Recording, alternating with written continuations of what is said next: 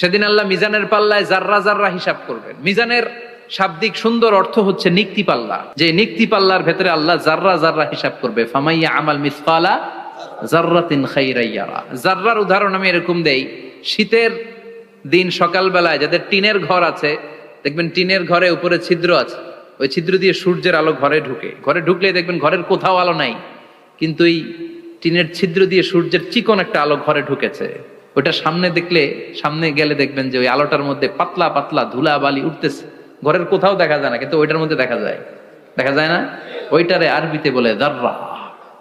ওই জাররা পরিমাণ পাপ করেছেন সেটাও দেখবেন, জাররা পরিমাণ ভালো করেছেন সেটারও প্রতিদান সেদিন দিবে কে?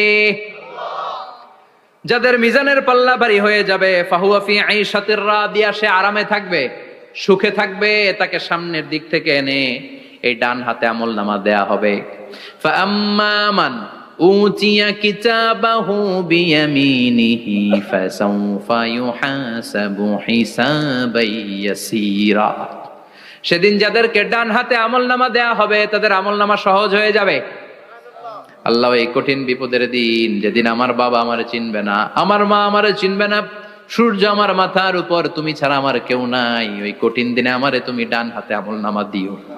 চিল্লায় পড়েন আমিন।